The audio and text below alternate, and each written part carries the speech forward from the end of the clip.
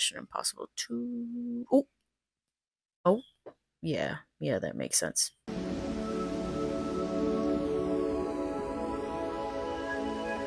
So I wouldn't necessarily consider myself an action movie girly, but one film series that I would say is a comfort for me when watching action films is the Mission Impossible series. There's so many movies. I think there's about like six, Nope.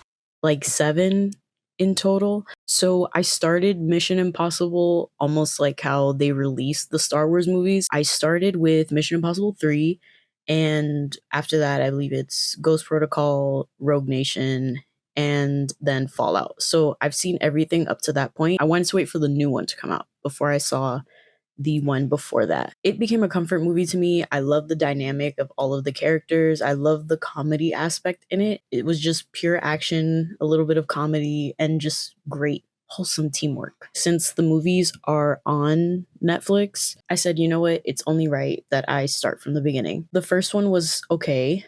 Given the time, I think it came out in like 96. It kind of reminded me of like almost like a video game gameplay in a way. It was very comforting in that way. We got an introduction to Ethan Hunt and the IMF. And the thing that bothered me a little bit about the first one was that they called it the IM Force, which really, I don't know why it bothered me. They should have just said IMF and just kept it at that. But, beginnings. Then I decided to watch the second one, and the second one was Oh, wow. the second one was a little unique. The first, I would say like 10 minutes, I was like, okay, we got our villain, we know what's going on. They find Ethan, he gets the mission, and he goes on about his business. It turns into, it was almost like I was watching like Desperado.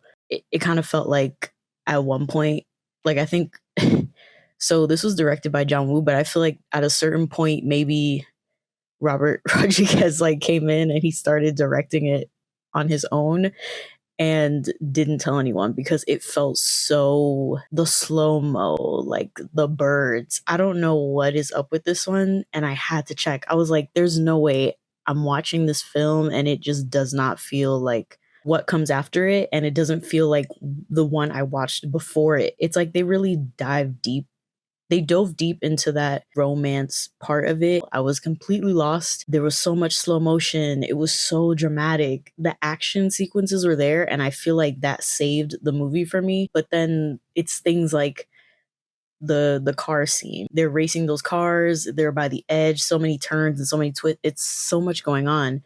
And then out of nowhere, there's like this slow motion. They're looking at each other.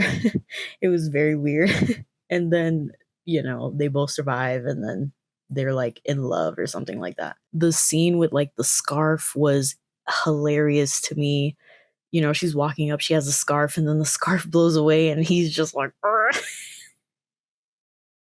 As the movie kind of continues, it's just this slow motion, dramatic. The soundtrack is crazy. So I think Danny Elfman did the first movie, and for the second movie, I think it was like Hans Zimmer, and go both of them. But the tone of both films was just so, it's like they wanted to experiment and try something new, but it just did not work for me. Like, what were they doing? Like, if I could just remove the second one from the franchise and just pretend like it didn't happen, I feel like we wouldn't really miss much. After I watched the film, I had to go to Rotten Tomatoes because I was like, what have people said about this movie and what was the reception to everything? And I was like, oh, okay. It didn't do very well. It wasn't exactly well received, and I was kind of glad. Not glad that it wasn't well received, but I'm just so glad it wasn't me. When I looked it up online and I saw that the Rotten Tomatoes score was so low, I was like, oh, thank you, Jesus. I thought maybe I was tripping because there are some films that I just don't like, but everyone loves, and I'm like, I don't get it. Sometimes I really don't get it. But then there are some movies that completely suck and everyone hates them, but I love them. So I don't know. I was drinking a little wine. I was enjoying myself while watching this movie, and I kind of felt like maybe I was having like some type of fever dream mirage, and it just so happened to be Mission Impossible 2. But no, the movie was like that. The movie, this everything that happened during that film was so out of touch given what they produced later. And then even from the first movie, it was such a 180. And I'm like, what were they trying to accomplish? I don't know if it was because it was, the early 2000s. They were just, coming off, because like the late 90s, you had your Dust Till Dawn, you had your Desperado. You had those type of films where those action films were being like romanticized in a certain way and directed and shot in a certain way. I don't know what to explain. The chemistry between the characters were there. I will say that. But it did not feel like I was watching a Mission Impossible movie. And it was beautifully shot. The stunts were amazing. I love the concept of it. But for some strange reason, it just felt so out of place.